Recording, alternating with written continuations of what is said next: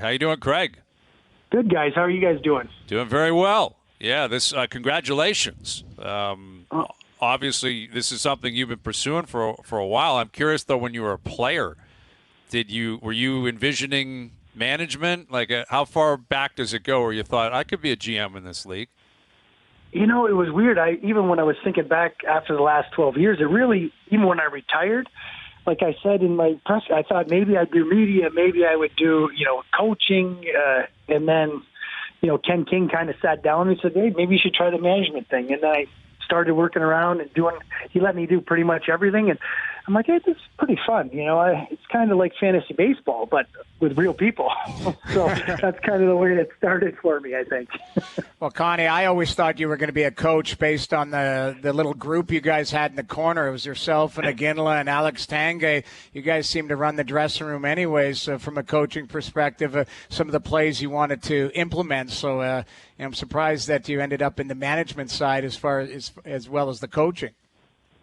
Well, you know what? I mean, and it would have, I think it would, the one year I went down with Bob and was down coaching, it really did make you think, maybe coaching's the way to go. But again, I'd moved my family so many times, getting traded back and forth.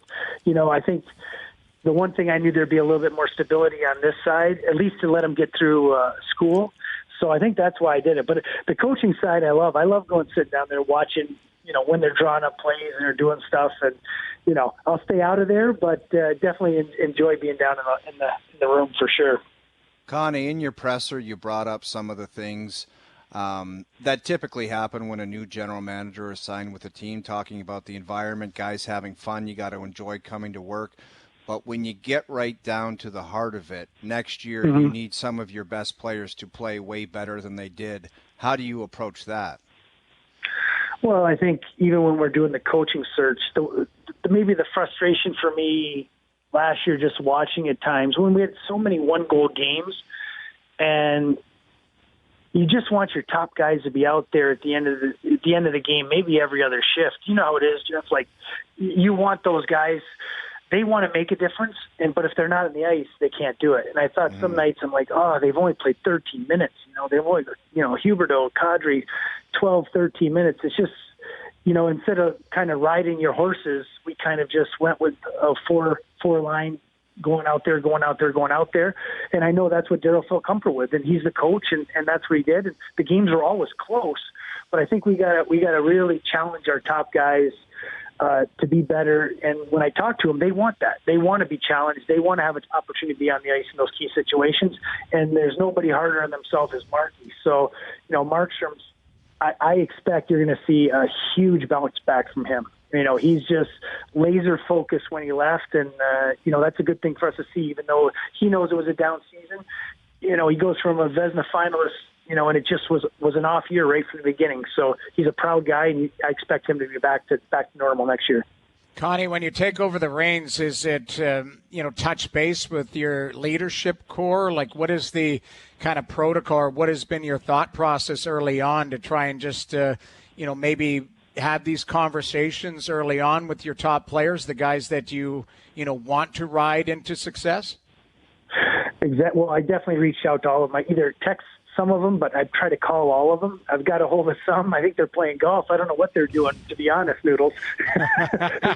Or they're just not, they don't want to talk to me right now. But no, you know what? I wanted to reach out to all the guys just to touch base. And then, it's just been busy because we've had our amateur meetings here and settling in, and you're doing some interviews.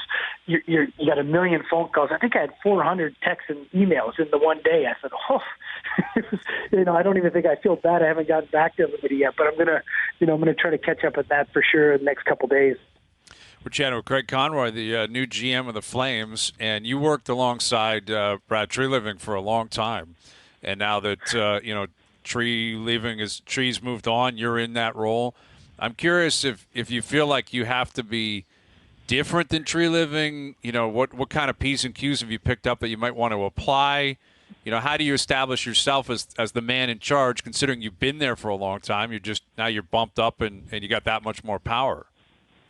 The one thing I think you take away from when Jay Feaster was here, Brian Burke, and then and Tree, Tree really had a great feel of what was going on around the league. He was always on his phone. He never felt like you missed out on a player. Hey, you're not going to get everybody, but he definitely knew what was going on, what the prices were for players, and he was.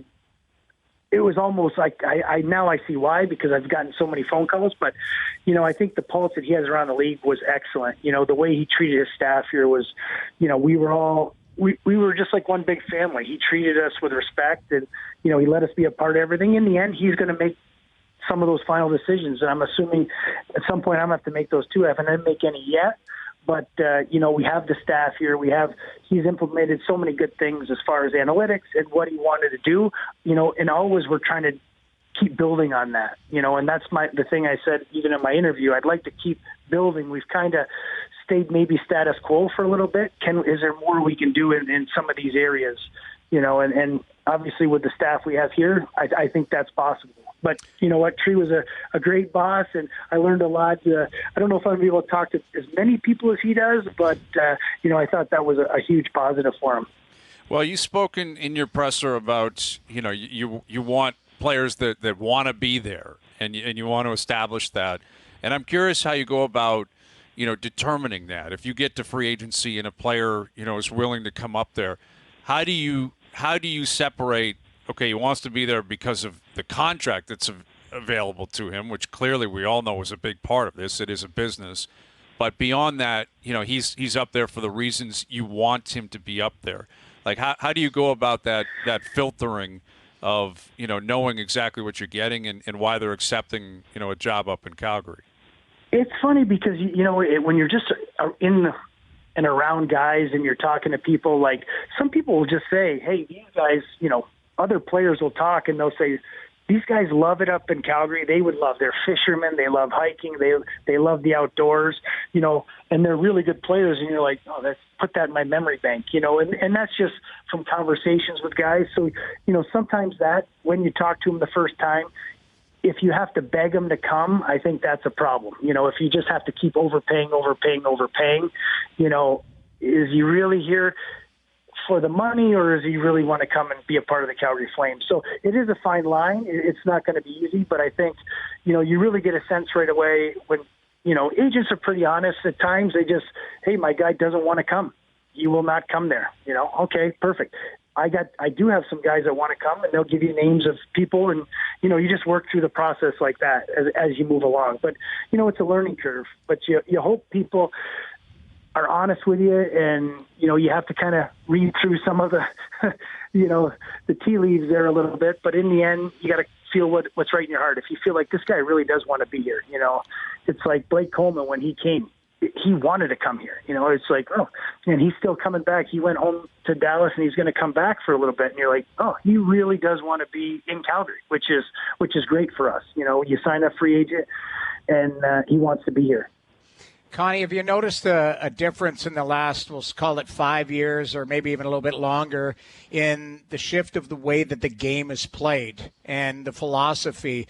And everyone's got their own thought process of how you win in the regular season and now how it's being played out in the playoffs. Do you have in mind a way that you want your roster to be shaped and really the way that you want to play as far as what Calgary Flames hockey would be moving forward?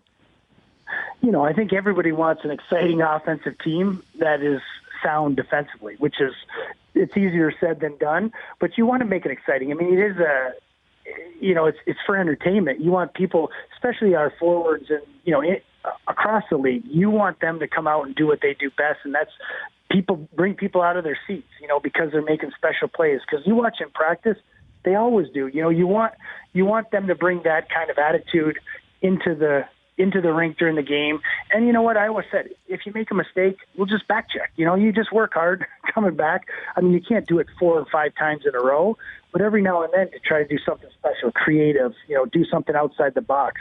I think it's great for the game. I mean, you see the plays that are made around the league. If that ever happened when we played, though, there would have been 20 fights. So just nobody would try it. You're like, okay, we got to draw the line somewhere. But I think, overall we want to be sound structurally defensively. We want to make sure Markstrom's, we're going to give up shots, but we don't want to give all those cross seam passes, one-timers, breakaways, 2-on-1s. I mean, I felt bad for Markey. Usually the first shot of the game, I know everyone talks about a lot went in. Well, they were breakaways, 2-on-1s, or high-danger shots right off the bat. He didn't even get into the game. So we got to limit that a little bit more, too, just to make it easier on him. Well, it's going to be a wild offseason, and obviously you've mentioned, you guys are looking for a coach as well. Is that, the top of the list in terms of priority before the draft and free agency? What's the timeline like that for that role and in terms of your priority list right now, Craig? It's high. I mean, it's right there at the top. We've been, you reach out, get permission from teams, and we're just doing that now. So hopefully that process will start next week, where we'll start to interview some coaches and move forward. And I don't know, I'm not going to rush it where I say, it has to be done at the end of next week. But, as we go through and talk to people and see, who we think is a fit here. And, we're going to do that as a group. The whole staff is going to be together, and we're going to go through. And, the one thing I think when you talk to people around the league, there's a lot of good coaches and a lot of young coaches. And I know even though I'm a young GM, I've got Don Maloney, Dave Nonis here, who've been GM in the league. So I'm not worried about having a young coach, just because it's a first-time GM. I just want to get the right person for the job and grow with that person. I want to be a team. I don't want to be his boss. I just want to be part of it. We're all a team here, from the players, coaches, and management. We're trying to do one thing, and that's win. How many guys do you think you'd interview, Craig? Like, does it make any sense to just say, anybody, give me a call, and you probably got an idea who you want to talk to. Do you just tighten that up and get on with it? Yeah, you came up with your first list. It might have been a little long, and then you cut it down. Like, who do we really fit that criteria, what we're looking for? And then we'll reach out to them. And, you might do, it might be 8, it might be 12 or 15, depending upon when we finally settle on a number. And we have to get permission from their teams, and if they want to do it. I mean, that's the other thing. I think, with all the jobs out there right now, there's going to be a lot of options for the guys that are probably interviewing. We're probably going to interview some of the same people as other teams. Well, there's a lot of jackasses on Twitter that think they're coaches, so just stay out of that. Yeah, close your DMs. I'll send you a DM. I'll come out there and interview. I'm one of those jackasses Noodles is talking about. Noodles will be the goalie coach. Hayes will run the power play, and I'll be the head boss. Oh, there yeah. You go, Craig. Perfect. O-Dog's the head boss for sure. It's an option. Just floating it out there. Yeah, Sleep on it. Let us know how you feel. Yeah, it would be a absolutely. fun group to be with. Yeah, package deal. I'm sure you want to tie your career to the three of us. That would go over really well. He is Craig Conroy, the new GM of the Calgary Flames. Great catching up with you, Craig. Congrats on the gig. Good luck with it moving forward. Thank you for this. Thanks for having me on, guys. You guys take care.